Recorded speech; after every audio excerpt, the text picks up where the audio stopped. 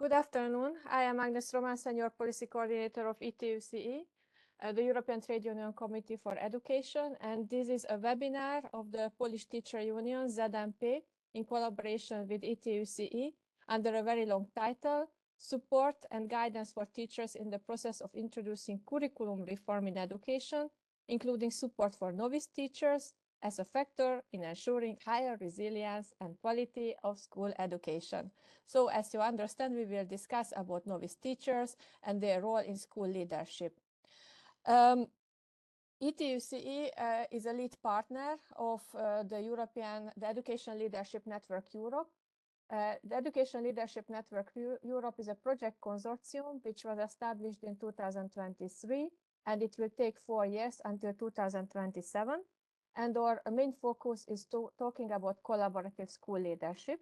The lead partners of this project is ETUCE, Teacher Trade Unions, EFI, the Education Employers in Europe, OBESU, the Organization of Students' Unions, EPA, the Organization of Parents Associations, and ESHA, the Organization of School Leader Organizations.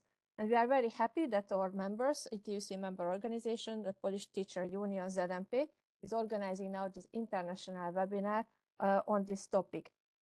Why it is important for education trade unions, teachers trade unions to deal with school leadership?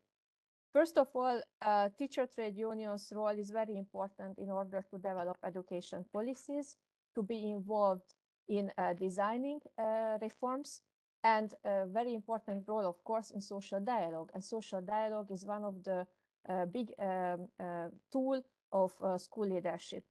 The other issue is that if we are thinking not only on education system level, but also on school level and institutional level, we really would like to see in this project how to establish a democratic school culture, democratic decision-making culture in school levels, with the involvement, of course, the parents, the students, the teachers, administrative personnel also. So how to establish that? This is a continuous discussion among us in the project.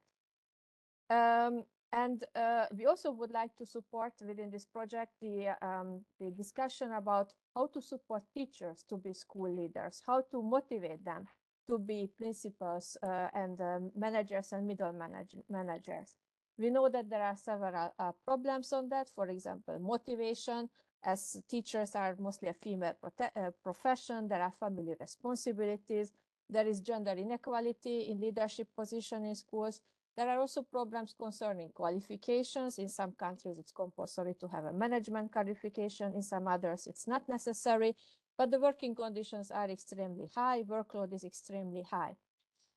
So these are all issues which we also would like to discuss within this project. And I would like now to give the floor to the colleagues from the Polish Teacher Union, Bartosz Rydliński, by wishing you a fruitful event. Thank you. Thank you so much, Agnes. Indeed, my name is Bartosz Rydliński. I'm representing the Polish Teacher Union, founded in 1905. So we have 120 years anniversary of our existence, and we are the largest and the oldest trade union in Poland. Currently, we have 200,000 members, representing all educational levels, from preschool to the higher education. And we are proudly members both of ETUCE and Educational International. The president of our union, Sławomir Broniarz, was member of the World Board for 3 terms, and currently Dorota Obidniak, our international secretary, is vice president of the ETUCE.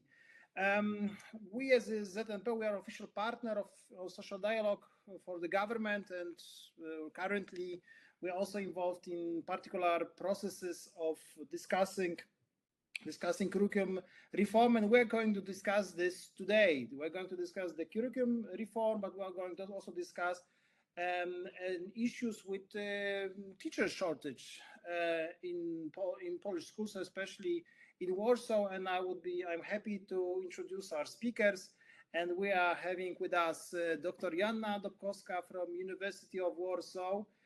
We have Anna Marciniak with us from Ośrodek Rozwoju Edukacji, the Center for Educational Development.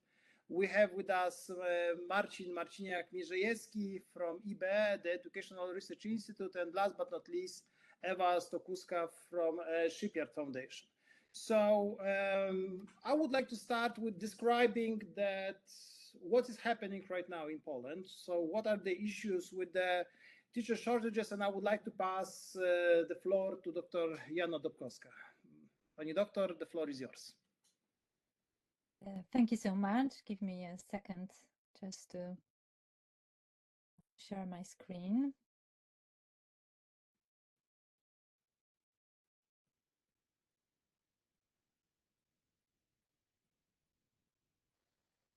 Is it possible for everybody to see my screen? Yeah, we can see, but now we can see it fully. Okay, thank you so much. I'm going to say a little bit about our research, but first I have to say that introducing curriculum reform, it means a huge changes in the whole educational system. This is especially because in planning changes who had started already, we plan not only to change the content of the curriculum, but let's to be brave to say that we would like to change also the philosophy of teaching, the approach to teaching in several areas. So that means this is a huge challenge, especially for the teachers, to introduce new curriculum. And we really need a strong teachers to make all this challenge succeed. So that is why with my presentation, I will give you a short setting to all the changes. Connected with the research, we finished 2 years ago, the first part, and the second we just finished last year. This is the research which reasons came from the present situation that we have to face in Poland. In Poland, we currently lack between 20 and 23,000 of teachers at all levels of education. Of course, it's not the same amount during the whole school year, because principals try to do their best to find retirement teachers, to employ teachers for one teacher for two positions. But usually in the summer, after the end of school year, we have such a repeating situation that we lack a lot of teachers. We have to say also that more than 80% of Polish teachers are over the age of 40. Half of them are 50 and more years old. That means that we probably in 5 or 10 years will have a serious problems with teachers. Of course, it's not only the Polish problems. We know that in other European countries there are some problems like this. So we ask ourselves, as the researchers from the University of Warsaw, what are the reasons and how we can do with this situation. We also had a problem with candidates to be a student teachers. And just to give you the comparison, I can say that 5 years ago, maybe, we have 120 students on the first year of our studies of early education. And now, for last 2 years, we have only 15 of them who starts very difficult and long, 5 years long studies to be a teacher. So that means the shortage and the lack will be more and more in the next couple of years. That was why we decided to organize the project. It was the Erasmus Plus project, The first part finished in 2023, and now we are the second part of this. We worked with colleagues from Turkey, UK, and now we also work with Austrian colleagues. And the most important aims of the research were to study what are the main reasons for novice teachers early leaving the profession and how we can help them. It was the most important aims. We work on different theories, both psychological and pedagogical as well. So you will have a possibility to see this during my presentation. We also use some quantitative and qualitative tools to survey more than 800 teachers with less than 5 years of work experience. Why we decided to survey only young teachers? Because of course this is a hope that they will stay in the profession when all the older teachers will go for retirement soon. What was the most important findings we got is that almost half of the youngest teacher think about changing the profession, about dropping out of the teacher's profession. So it was dramatic when we go back to the first data and the age of the majority of the teachers in Poland. We also asked about factors that motivate teachers in their daily work, and the positive result was that was the contact with children and teenagers. So even though they are maybe burned out, maybe just tired of some factors, they still find their motivation in contact with their students. And also they got their energy to work from the effects on their work. So these are positive results.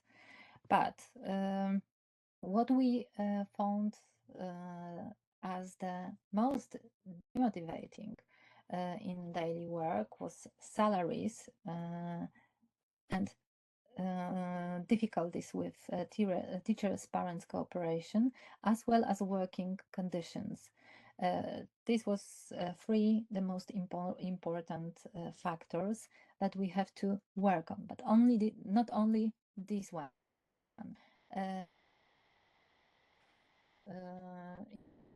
Of the research, the huge decline in internal motivation for teaching profession, and the important factor of this, besides salaries and conditions, was the lack of the recognition at school by management, parents, and also students, and low prestige of the teaching profession in the society.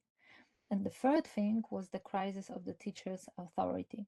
So we asked themselves, what can we do to help the teachers during their university training and then doing in-service training to help with these three areas. We gather some teacher statements, a lot of them, to find that usually the job is not appreciated by anybody. Also, their families and relatives, let's say. So, as we asked ourselves, what are the reasons of this? We find some answers. If the politics of past, let's say, 10 years. Also, the pandemic was the time when the respect and the recognition of the teacher decreased because of parents who became members of the process of education when their children studied at home. Of course, we can find some factors and some types of recognition, but we decided to indicate couple of important determinants of recognition. This is value of service, ontological security, content of professional identity, professional autonomy, and last but not least, economical studies. Not with every of these factors we can do something very quickly, but we can work on these of them which are connected with soft skills like self-confidence, satisfaction, feeling valued. Of course, this is a problem of the the situation, political situation, and also opinions in society.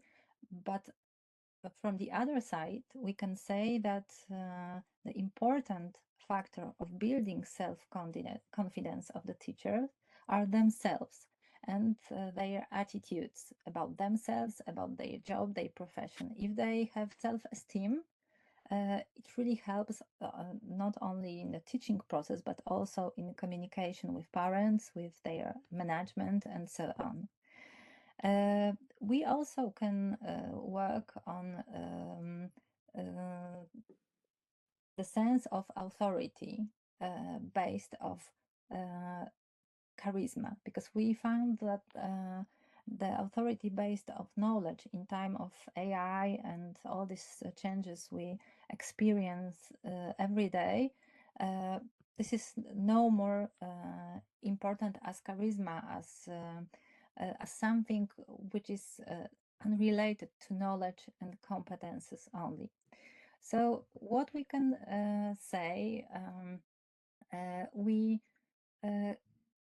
about strengthen this recognition for teachers, besides improving their social and economic status in society, it is necessary to create and strengthen the democratic culture based on trust and respect for all members of the school communities. We also need to work with headmasters, teachers' relationship, and on their working style and, let's say, democratic culture of the organization as schools. We should focus on cooperation and integration of environment around changes in education.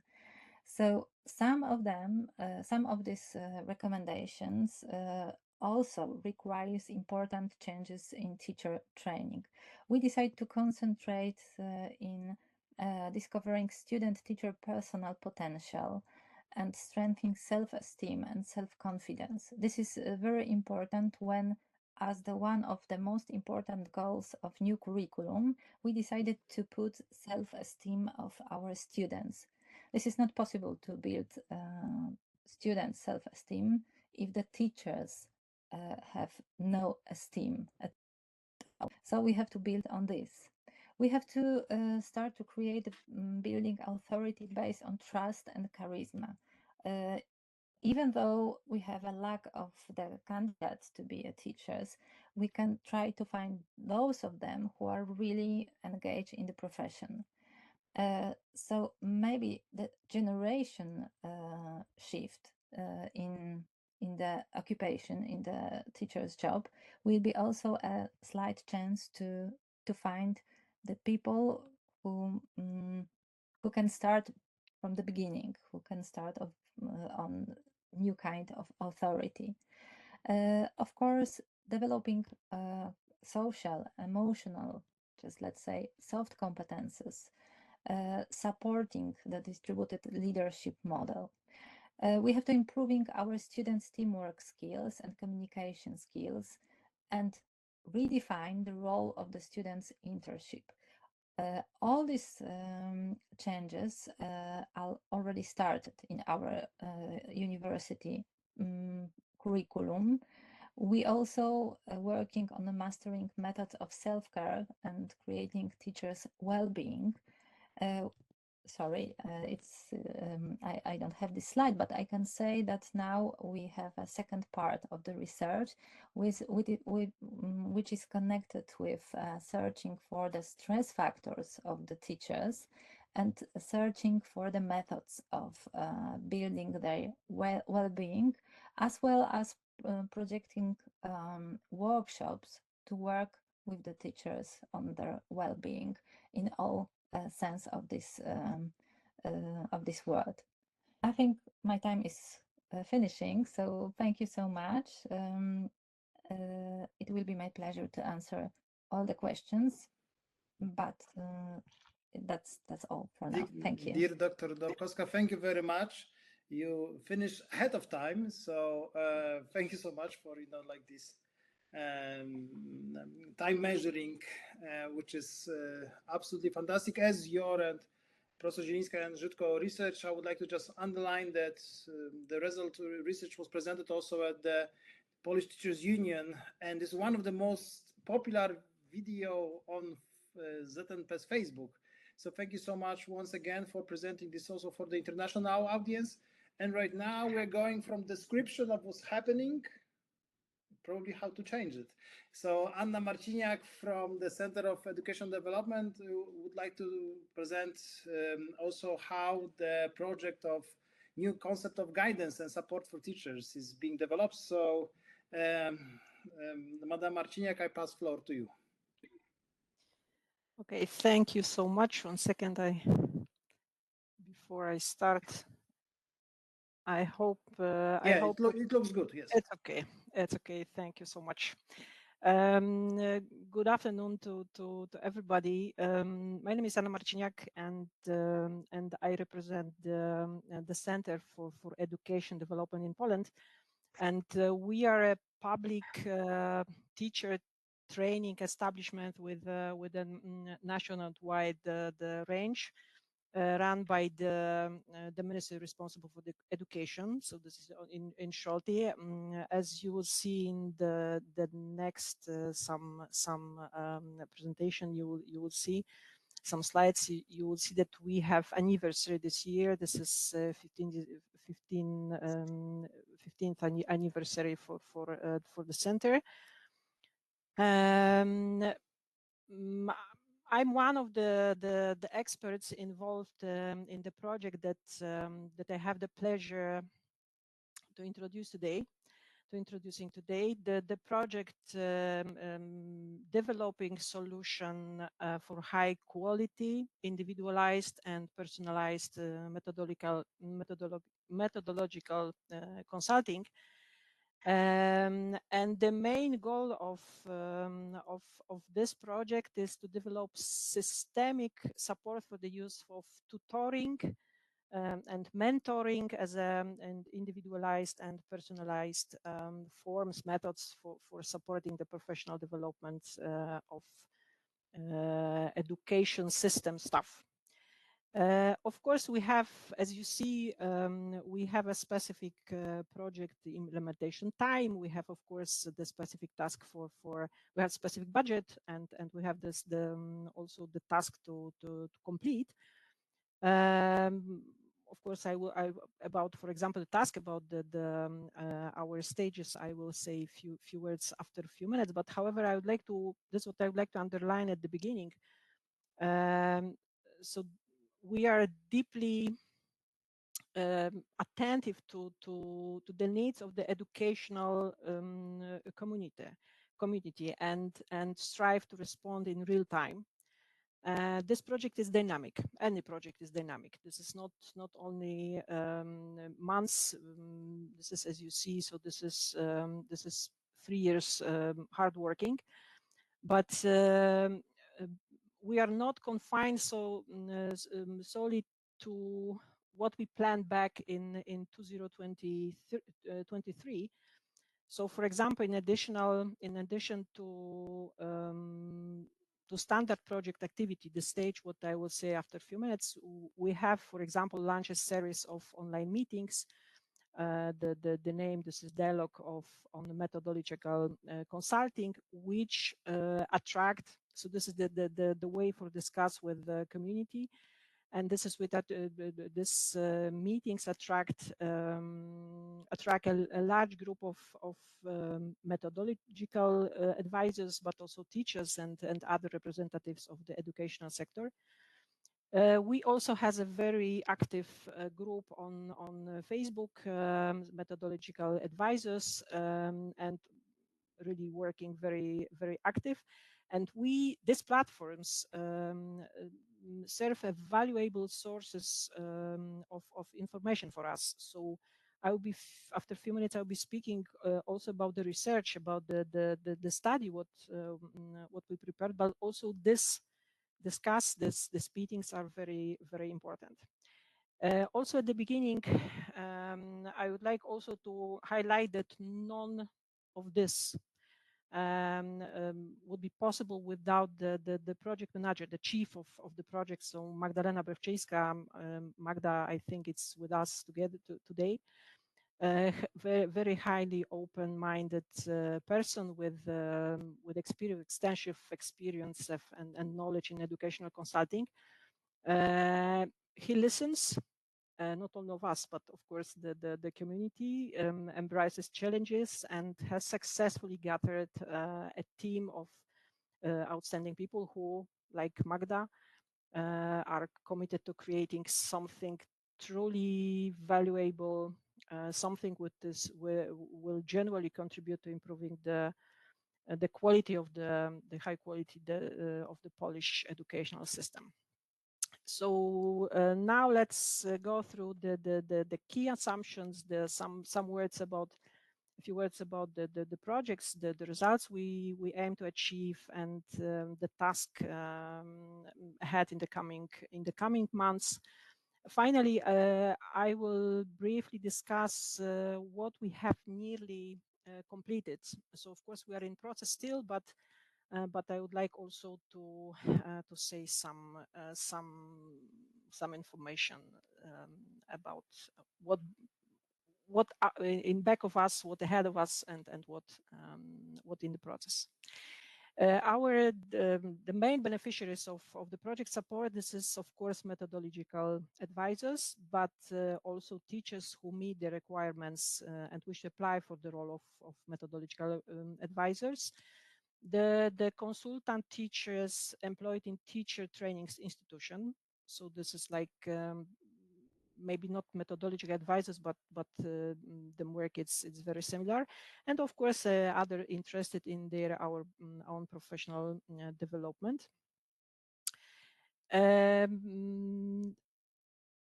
If we speak about the main stages, the project assumptions, but I speak about the main stages. We have three main stages. First and second, this is we can say that it's now in the process. So first one,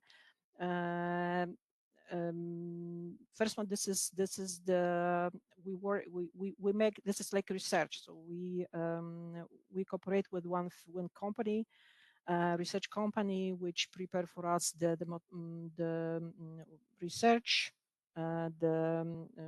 We would like to understand the current state of methodological consulting and identify opportunities for its development.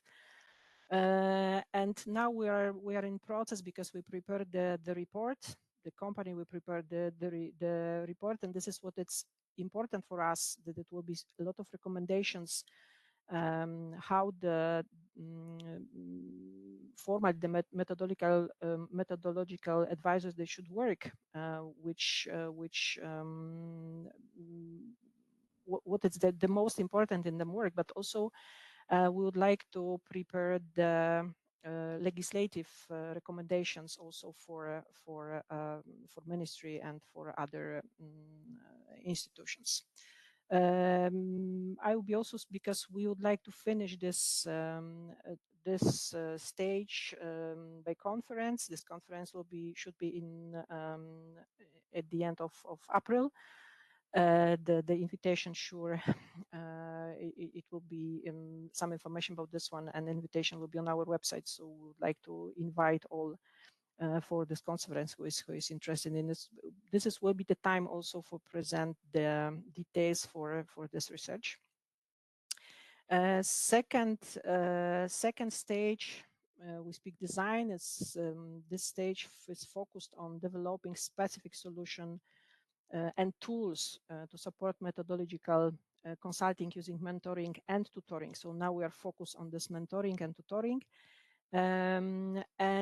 We cooperate with group of experts, the specialists in mentoring, tutoring, but also some experienced methodological advisors. And we create the guidelines for the role of methodological advisors for teachers, teacher consultants. Of course, we, as I said, that we incorporating tutoring and mentoring as individualized forms of professional support of these people. We prepared also a program of training, some materials, what we will use in stage number 3. And this is ahead of us. So this stage will start we had a plan that we will start in September. So we focus on training, on implementing the recommendations from stage 1st and the 2nd, and this will be not only training, but also we plan to make some networking, to prepare also the some consultation, individual consultation, but also group consultation, and not only. So of course we try to take care about the group. Of course, about numbers I will say after a few minutes, but we would like to take care good. So implement the something like pilots. So of course we will not like take care about all methodological advisors, but most from them, sure, it will be the participants of our project. We hope, of course. But also for us important as a center for education development, that this project, this is now, but of course the effects for this project, this kind of trainings, this kind of working with methodological advisors, we try to continue after, and of course to be open for any changing, to implement. We would like to implement this positive changing and promote also not only now but also in the future innovative learning methods. If we speak about the project outcomes, so of course we would like to train 600 minimum 600 methodological advisors, because of course any project has these outcomes. The 600 methodological advisors should support 1,800 teachers, and we will observe them work and how they improve the study, the effects of the training. And also because we focus not only about the experience or the methodological advisors, what they work now, what they are on the market, but also we try to prepare something special for candidates, for advisors. So we also will organize the training for minimum 200 trained, 200 candidates for methodological advisors. So this is the main project outcomes. And if you would like to underline, so we cooperate, as I said, we cooperate with experts and educational institutions, and we are really open for any suggestion, any experience, and we are really open mind. We create innovative solutions. We create space for development. As I say, this our meetings and groups, and also networking provided by center. We exchange experience and we enhance team cooperation. So we invite anybody who will be interested in to share with us and any experience, any suggestions. So we are really open for this. If we speak about upcoming events and activities, so as I said, we have this online meeting. Maybe I will start from conference, because as I said, that at the end of April, we should have the conference of the diagnosis of methodological consulting in Poland. This will be the time for speaking, for discuss. It will be also the time for presenting the last details of research and our recommendation, not only from this research, but also from our analysis by our experts who they cooperate with us. And so this is big events, but also we have in May and in June, we had a plan to organize next meetings in online meetings. So first 13 of May, this is AI as a support for methodological advisors, and also 3rd of June, individualized support for methodological advisors. Usually we invite experts, but this is not only presentation, this is not only speaking, but also discuss with participants of these meetings. And as I said, from September this year till February 2027, we will make the training for methodological advisors and self-education networks and consultation, because we will observe how they work with the teachers. We also invite for our blog, for reading room and Facebook group. So there you found any news, any fresh information, and because we are very, very active.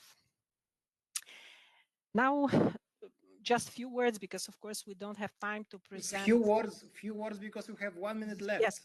Okay, so I would like. I think this presentation, I think we can we will share for the participants. So if we have only a few minutes, I will be not maybe speaking so many.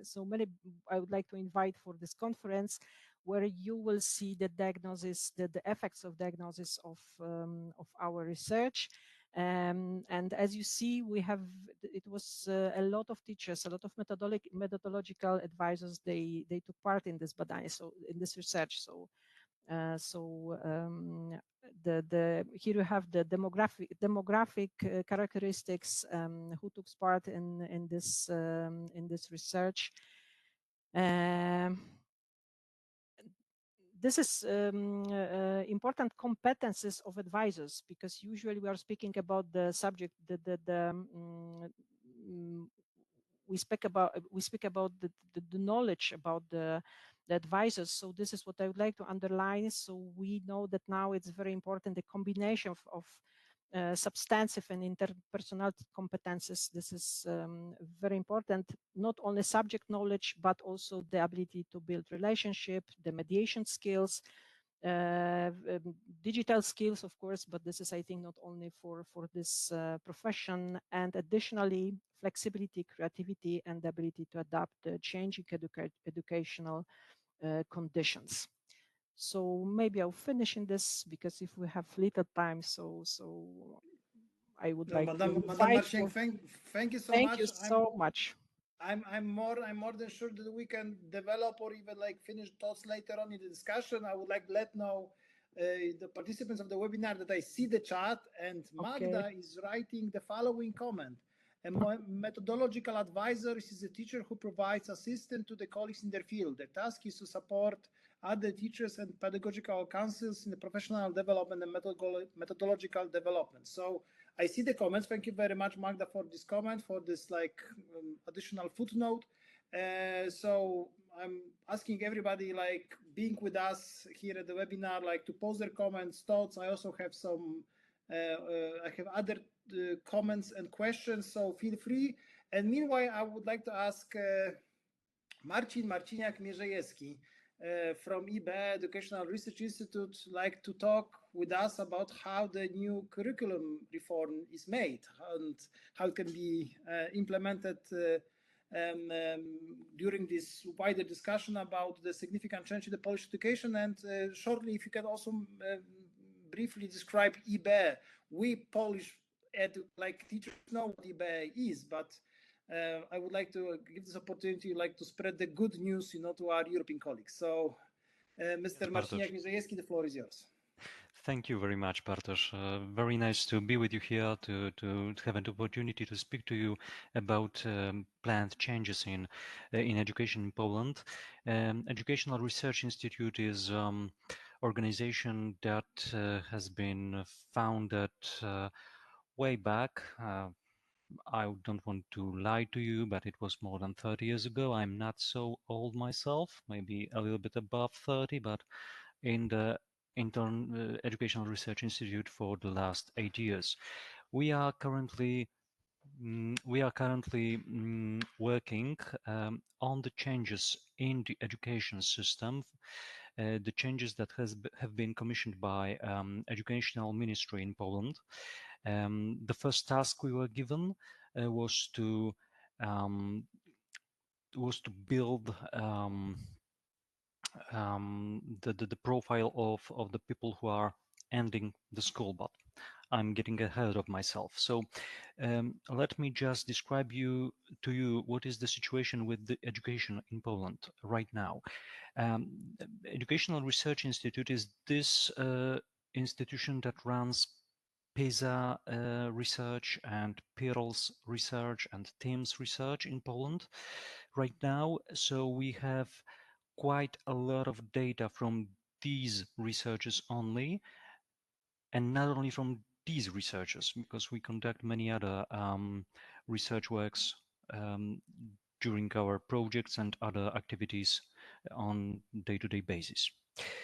Right now in Poland, we are in the moment of another transformation of educational system. It is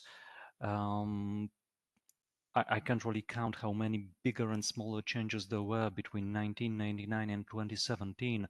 The most prominent probably was around 2017, when we have reverted all the changes, most of the changes that were brought in 1999. So as the changes were reaching their adolescence, we took an axe and chopped its head off, so to speak. So right now we have the educational system that has been rather haphazardly driven back from the system of 6 years of elementary education plus 3 years of secondary elementary education and 3 years of middle school, back to 8+4. So now, this change we are going through right now, we are preparing it for the Ministry of Education, because the ministry will actually bring the change in. We are just bringing the ideas, and the methods of bringing it in will occur finally in 2026. That is when the first classes, first grades of pupils will be learning in the new ways. And this is the first time in history of Polish education that the change, the reform, all its elements are planned not solely by ministry, but by research institution. And of course, we have some ties to the Ministry of Education. The Minister of Education is our organizer, but we may call ourselves, well, outside of the educational system itself. So now, you probably know about PISA research. In Poland, we we can say that our outcomes in PISA were getting better and better throughout the research. As you can see here, with written with an orange line, we've been having a trend of getting better and better results up from 2003 to 2018. Then probably COVID-19 struck, as in the same way as every other OECD member, and our outcomes in 2022 were not so good. But what is most concerning, they were even worse than medium for the OECD. Average, sorry, they were worse than the average for OECD. I don't have it translated to English, but these are results for mathematics, for natural sciences, for reading, and we've dropped in the last edition of the PISA from the first 5 places in the tables. We've dropped a few places down. It's not a tragic situation, but it could be better still.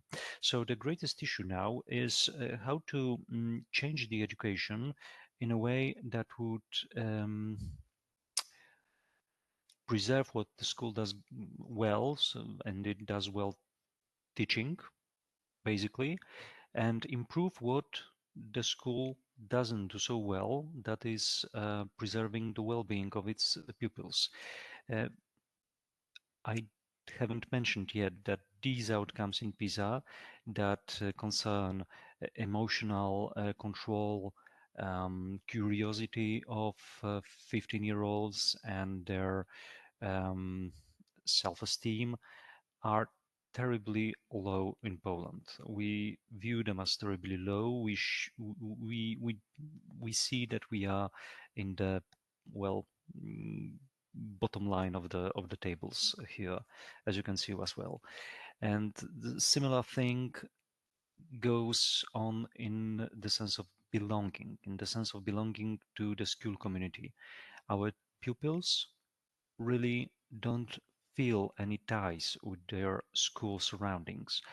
As you can see, it's been even worse for them right now after the COVID-19 has struck.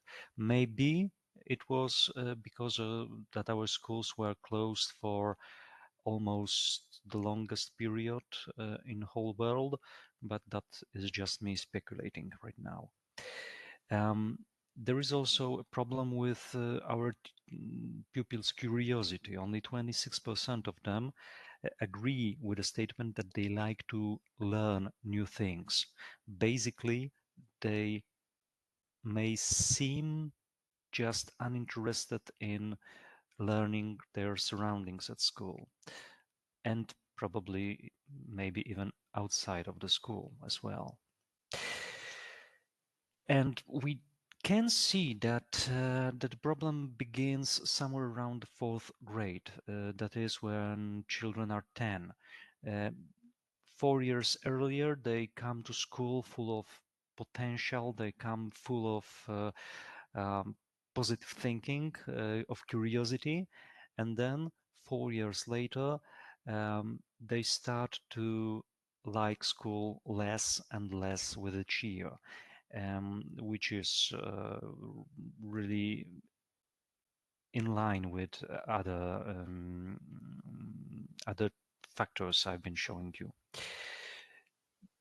What is even worse, we have problem with the well-being not only of pupils but of their teachers as well.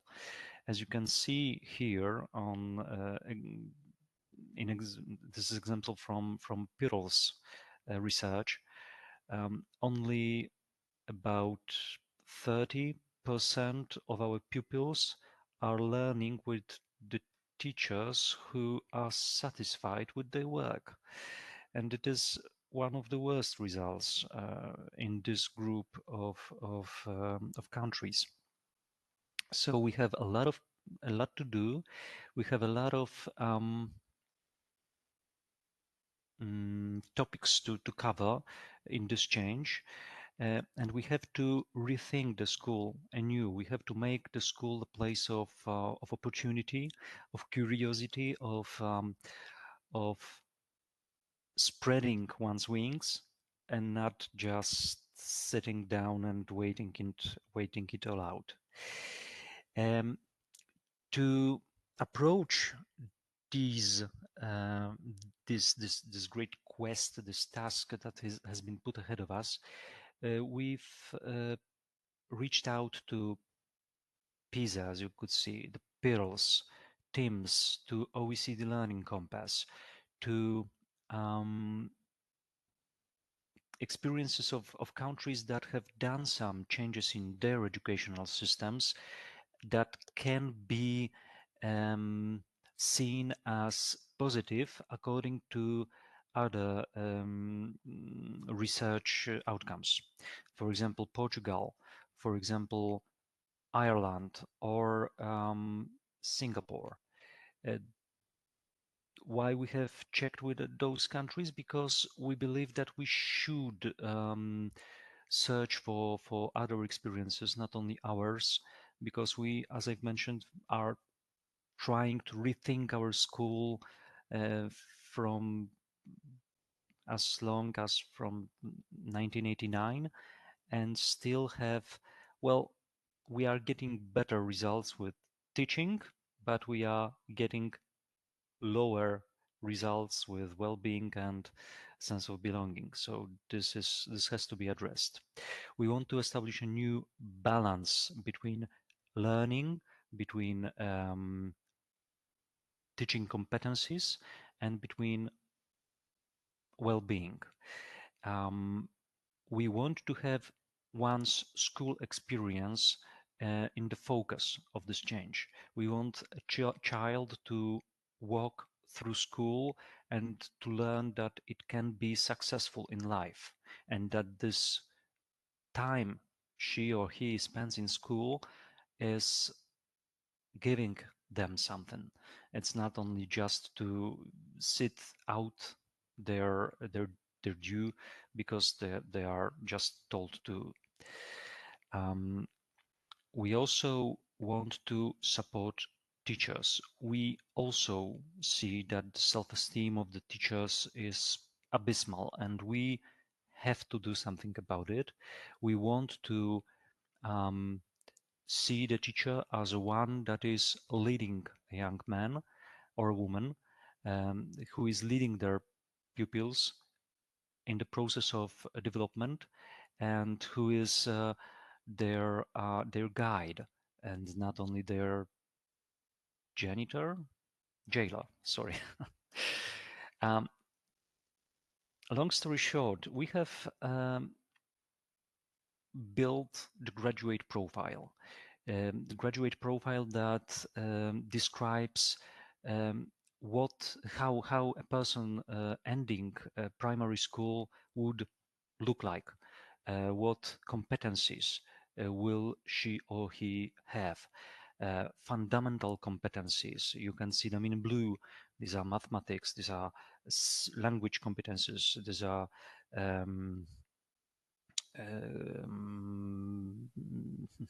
computer sciences. Also, all the internal and external competencies that help them to cooperate with their emotions and with their surroundings. We want children to, we have to describe it so we can work with it throughout the school, and to focus on these parts of development. We have on the yellow field the self-accomplishment.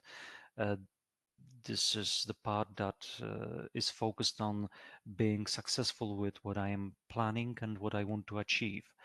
In the middle, we have values that are derived from our constitution and other acts of law that Poland is to obey. And this ring around this graduate profile, this is knowledge. And if you can imagine that this is a cone viewed from above, so the values are its tip, then knowledge is its base, so it's the biggest part of this cone. We are well aware that although we have constructed the graduate profile and we are working right now to build all the program that will be brought to the schools from 2026, we still have an implementation gap to jump through. That is, we have to bring tools that will allow schools to implement our inventions and not to just stay the same with just the fresh new graphics that represent the graduate profile. So we are working upon curriculum right now, upon assessment and upon pedagogy. Of course, we are not doing this alone. My colleagues who are here with me are also involved in this process in one way or another. Even Shipyard Foundation was involved in social dialogue last year when we were building the graduate profile. We are focusing right now And on the final remarks? These are final remarks. Thank you. We are focusing on 7 points of this curriculum reform. The curriculum for each przedmiot. Subject. For each subject, thank you. Curriculum coherence, engagement of stakeholders, adopting a balanced approach, teacher support, monitoring, evaluation, clear reference point is the graduate profile. And thank you for your time. Mr. Mierzejewski, thank you very much for a brief presentation, especially that the Shipyard Foundation was already mentioned. So I briefly goes to Ewa Sokulska from the Shipyard Foundation. So if you can tell us about how this reform is seen from the social partner perspective. So how you've been involved with all of that. We have some issues with the microphone, I assume. Do we? Like, can you hear me slightly. Now? Okay. Yeah, okay. So I hope that will work. Thank you very much. It's very good to be here. My name is Ewa Stokuska, and as it was mentioned already, I'm representing the Shipyard Foundation. We are an NGO who specializes in 3 main areas, one of which is civic participation. We also deal with social innovations and research supporting the civic sector, but participatory processes, different methodologies, and actually implementation of dialogue and tools that allow people to have a voice and be a part of decision-making processes on public issues. This is something we do. We cooperate with public institutions, local governments sometimes, though not that often.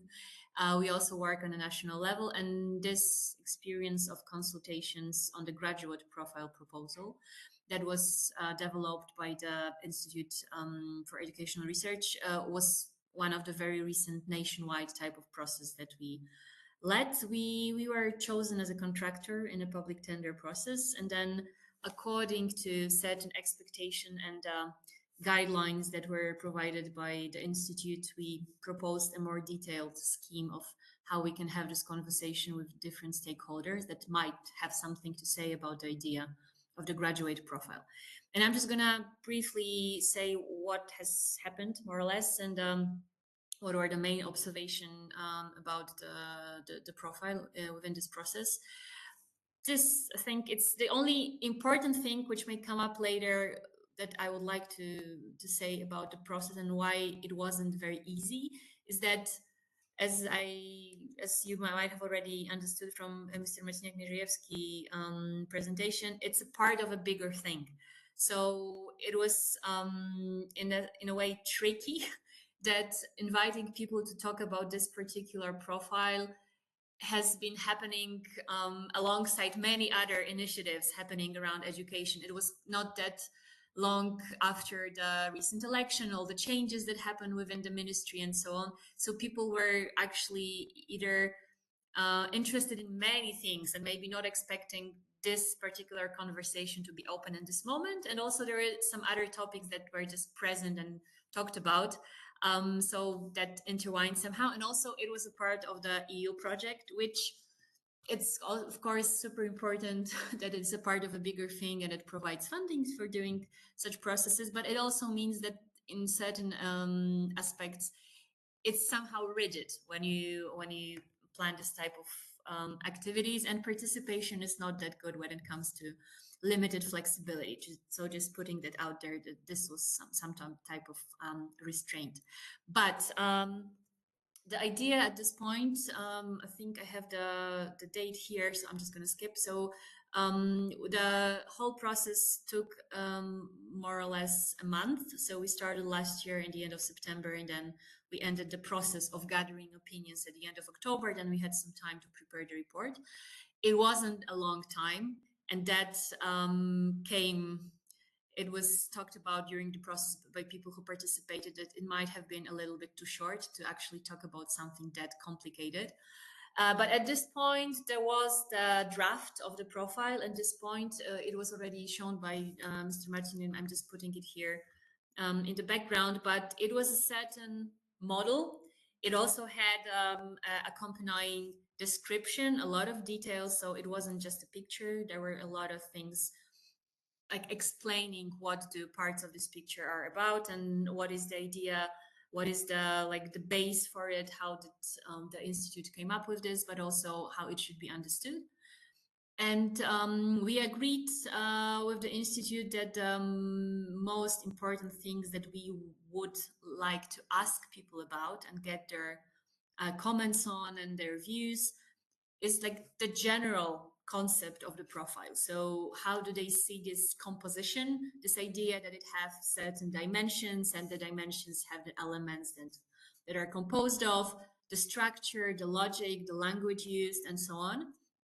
We also talked about each of the dimension included in the profile separately. So during the meetings and also in the structure of the form that people could fill in themselves, we asked about the general comments about the whole idea, the philosophy behind it, but also those particular dimension and elements that constituted them.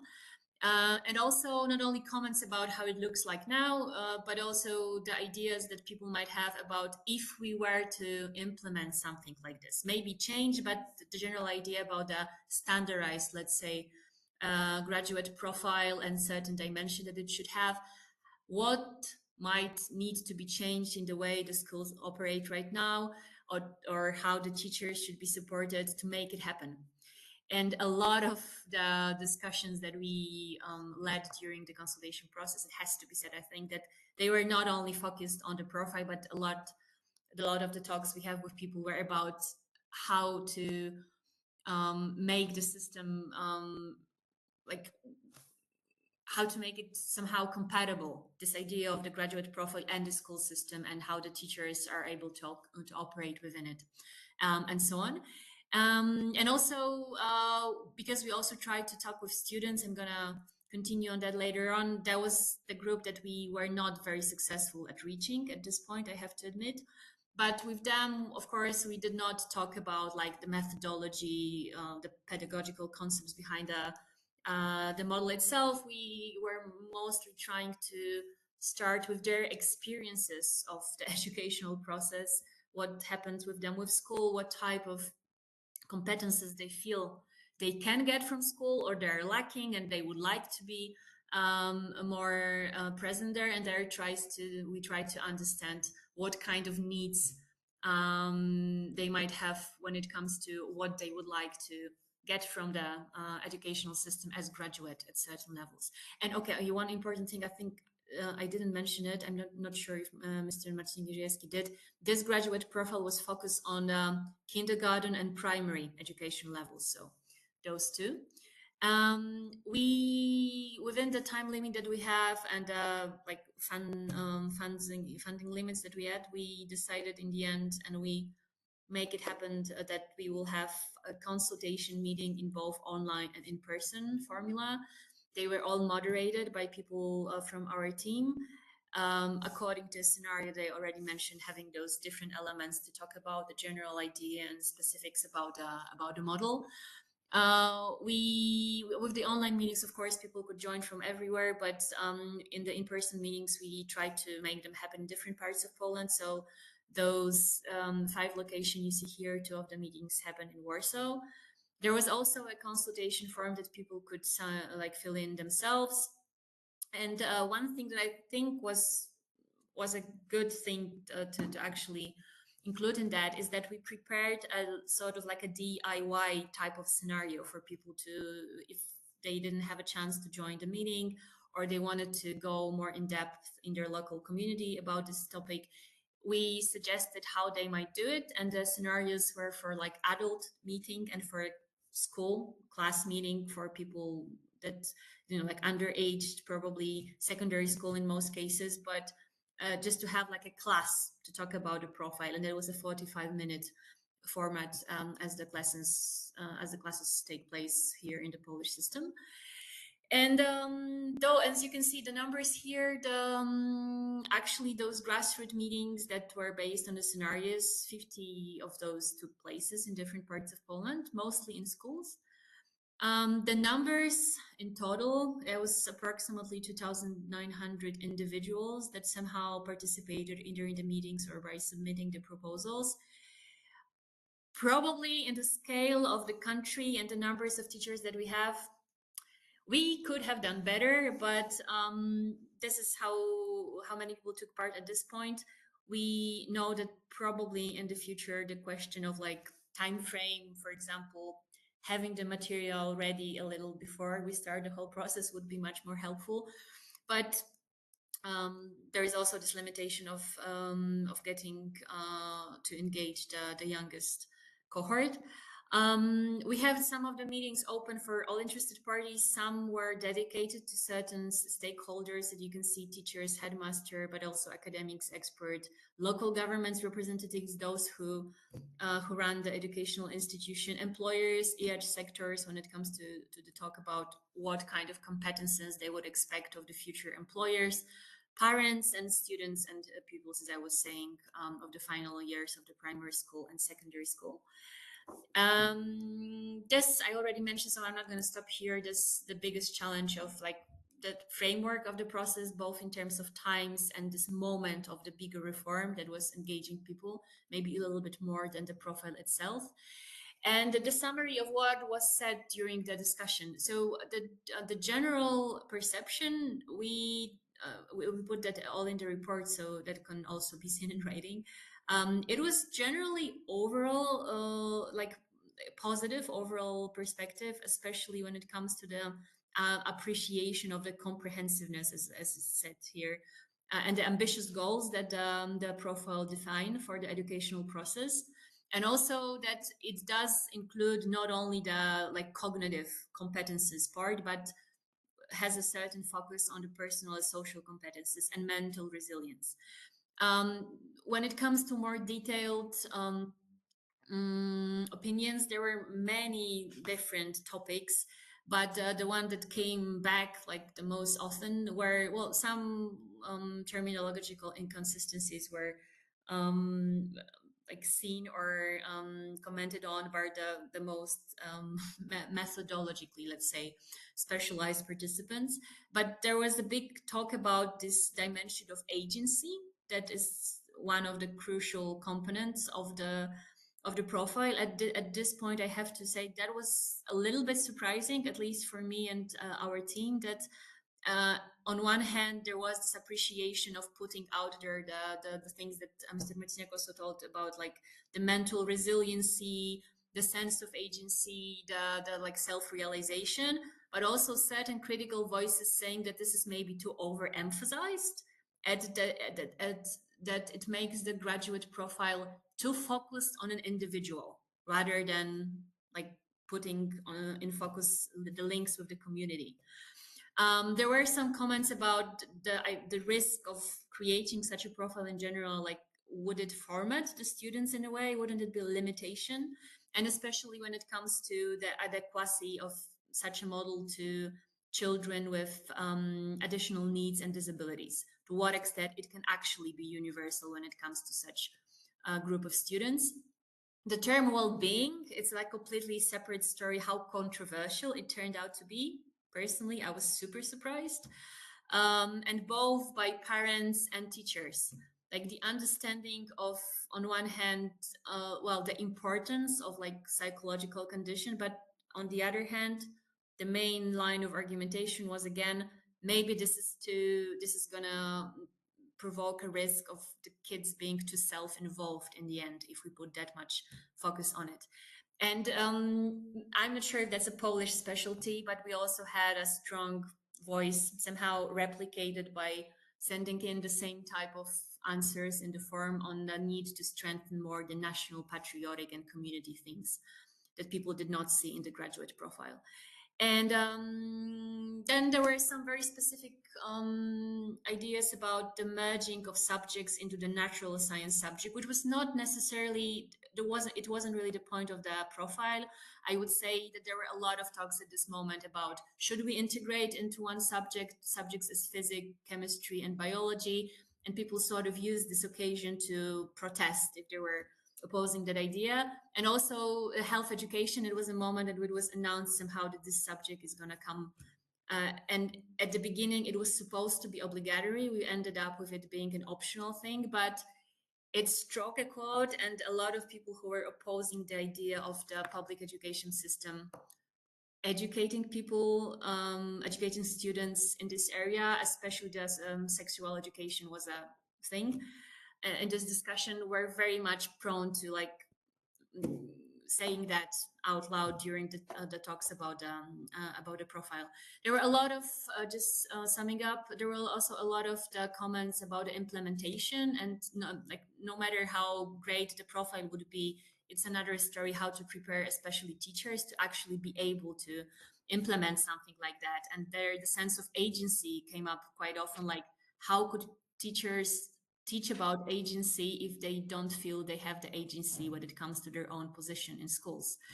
A lot of comments about the changes in the way the educational process is actually done, so more emphasis on project-based, group tasks, learning through practice, and also this strong desire to make the whole educational reform more engaging for different stakeholders, especially when it comes to how it's going to be implemented. Madam Stokuska, please final remarks, because the report is public. It's in Polish, but you can easily translate it. We go there in much more details what happened, and this is not translated yet. At least I didn't have an access to it, but you can see that the changes are not only in colors. In the end, this is what Mr. Marciniak-Mierzejewski said. The certain elements like the values were put in a different way. The catalog was broadened. The type of competences were also somehow changed in a great extent according to what has been said during the consultation process. So I think thank you. Thank you so much. So our audience can see that the Polish side treat educational month seriously. We put 4 classes, 4 presentations, a lot of knowledge in a very short time. And now I'm going to describe you what I'm seeing as a moderator, because over here we have a chat and we have particular questions. And meanwhile, Marcin Mierzejewski start to reply. I'm wondering if I can ask everybody like to join the live discussion, and I'm going to read 3 of the questions, and this is like for everybody, and please do the brief answers. So first question is the following: how to change the esteem of teachers in the society? The project of improving teachers' self-esteem is essential, but these are intentions from the ministry? And there is a sub-question to my union. So what are the ZNP actions to improve the status of teachers in the society? So I'm going to answer this question in the final remarks. Second question is the following: is this curriculum reform being developed with involvement of stakeholders, example, teachers and students' union? And last question is the following. Did the reform consider the 23,000 teacher shortages in education and how to make the profession more attractive in order to have teachers who fit to this graduate profile and aims for this reform? And my last question from my side, so do you find like the discussion about esteem, like this is like combined with the esteem of how we see also pupils and how pupils see teachers, so that we are like the teachers are losing also in terms of esteem among pupils? And do we find also role of salaries as an important factor to increase the esteem among other members of society? So I would like to start with the same order we had the presentation. So Dr. Dobkowska, may I kindly ask you to be the first to answer those developed questions? Please go ahead. Okay, thank you. These are really important questions, so thanks for them, for all the listeners and participants. I find it as a quite huge problem because although we create fantastic curriculum, without teachers, there is no chance to succeed in taking all these changes into school. So what I think like a huge problem now is the lack of cooperation between two ministries, because we had to explain that we have two ministries responsible for education. We have Ministry of Education responsible for the first 12 years, and we have Ministry of Science, and this ministry is responsible for student university academic education, so also for preparation of the former teachers, student teachers. So we have to start this cooperation at once, because if we imagine that we have only the year and a half until the first day at schools with the new curriculum, we have to do all we can do to encourage teachers to be involved and to welcome these changes at schools. So this is the short answer. And how to do it, how to improve the self-esteem of them, which is, from my point of view, is essential to make all these changes. This is a huge question. Of course, we have some solutions in mind after our research, but the crucial thing is awareness on this process at the part of authorities like ministry, and of course the second factor, which is money. Thank you.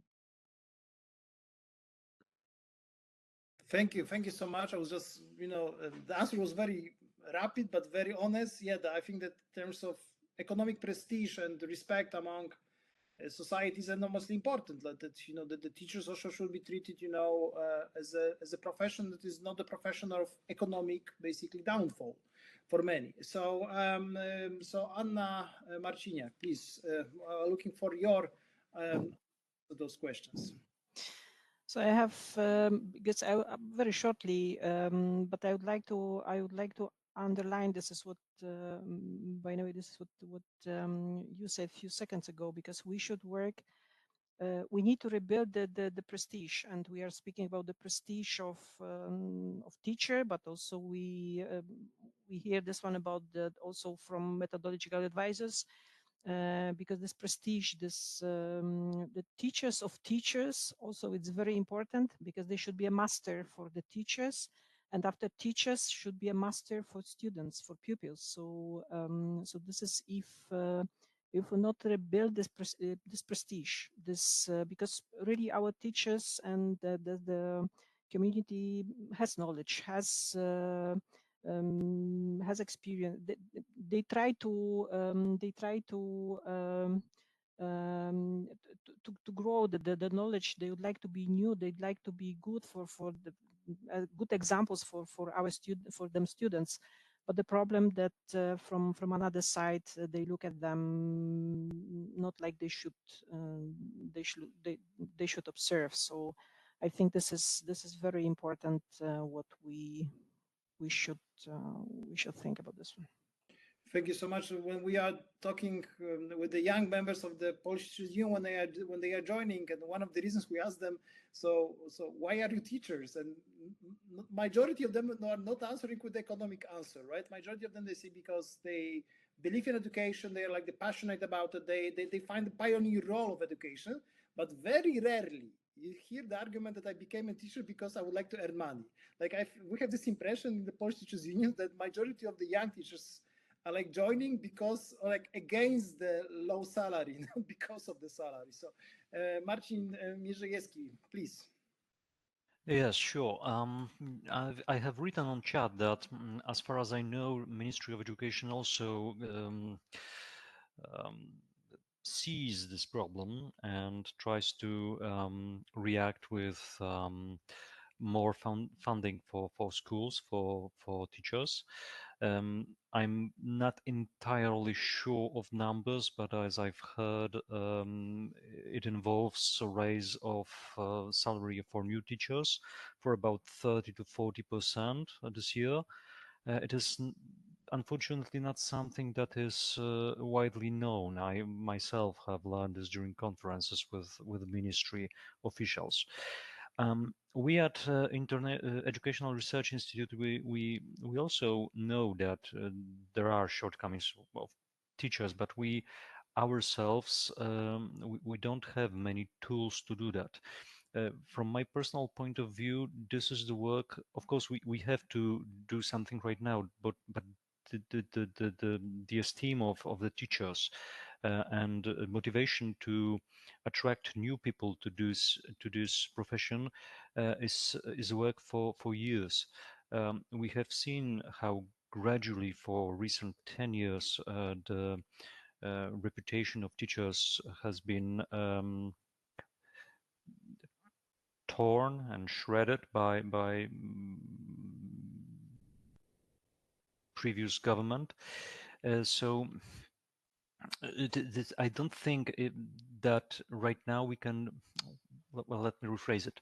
I think that we have to aim for people who will have good educational experience during their time at school, so they will want to be teachers one day. But this is, as I have said, work for many years into the future, because we need ones to believe they can be teachers. They need to know that this is a bearable life.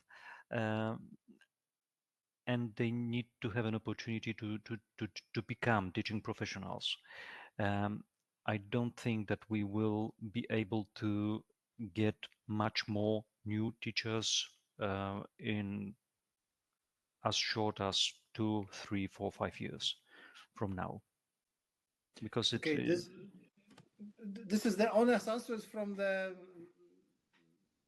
government organized think tank. So I think that this is like this very true answer. But so my question to Madame Stokuska, but do we see as NGOs a way to change it? Like, so what the policymakers should implement from your perspective to build this, esteem of teachers, prestige of this profession, and that we would going to have the successors of one of the oldest teachers we have in Central Eastern Europe. Please go ahead.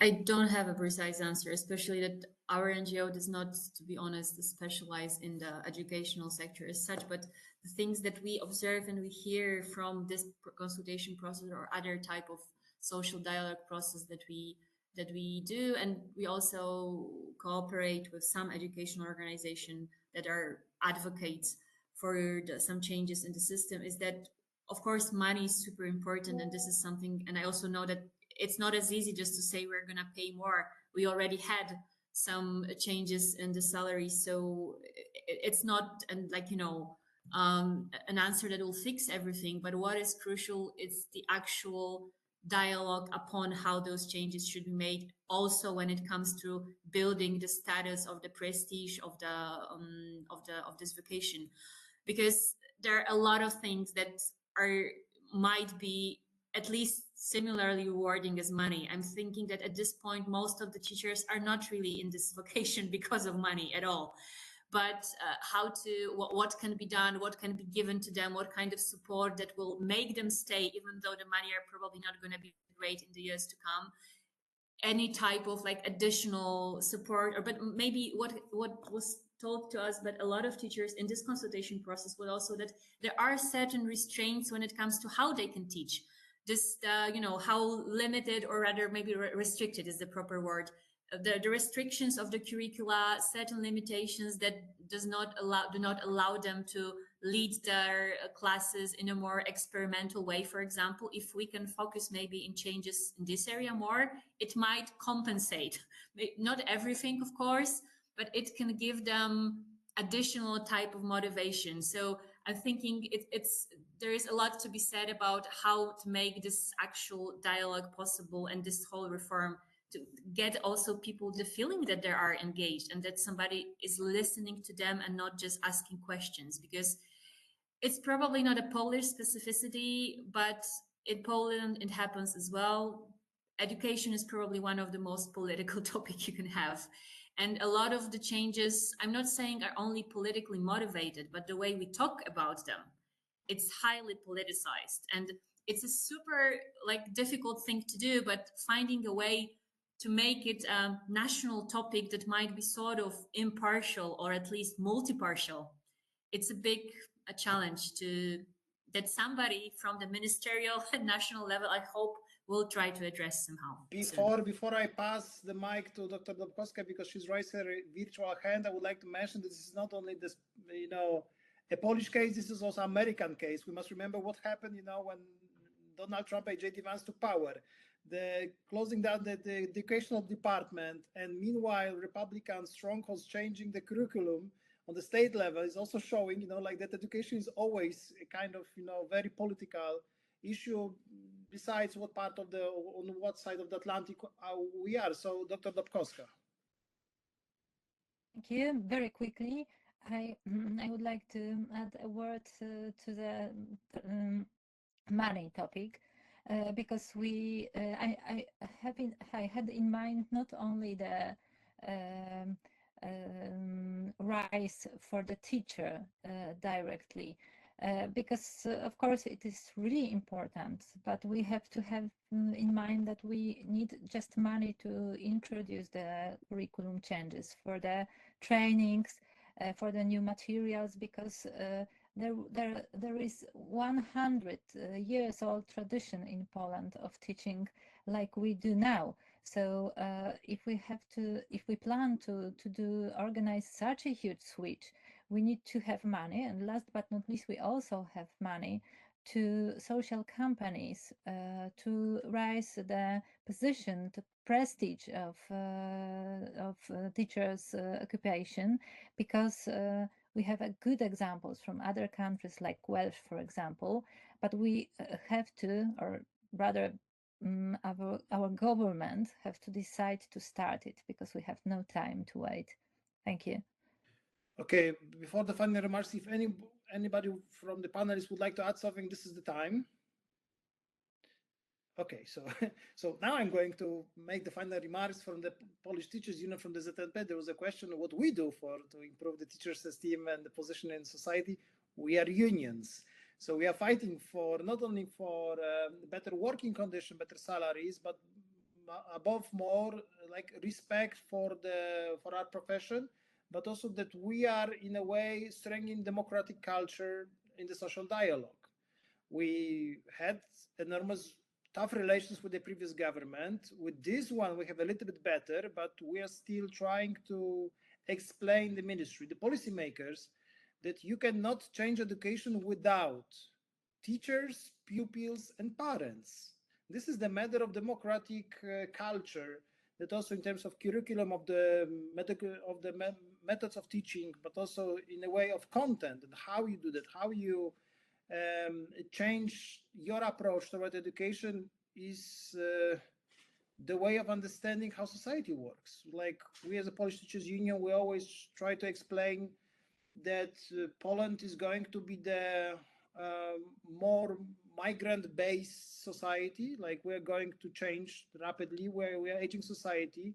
We also need change education to meet the needs of the new wave of non-Polish Poles, let's say, right? So I think that this is what we do the best. So we are both lobbying institution, trade union, and think tank. And thanks to our membership to the educational movement, we can co-host such webinars for our European colleagues. So thank you very much, Agnes, and I promise you that the very, very last words are going to be from you. So Agnes, please conclude the Polish webinar here. Thank you very much. Thank you for the Polish Teachers Unions for organizing this interesting webinar, and thank you for all the speakers for the presentations. I'm a former teacher from Hungary, so I'm very happy to discuss with the Polish colleagues about the education system. And I really would like to highlight that I really would like to see that when we ask young people what they would like to see in the future, they don't say influencers, but teachers. And the teachers which is a decent and attractive work. And it is also about salary, because it is also about inclusiveness that not only people would become teachers who are coming for very good social and economic background, but it is open for everyone who is really dedicated to teaching. And for that, really salary and good working conditions are essential. And I really would like to thank you for this excellent cooperation. I really hope that you will continue after this webinar too.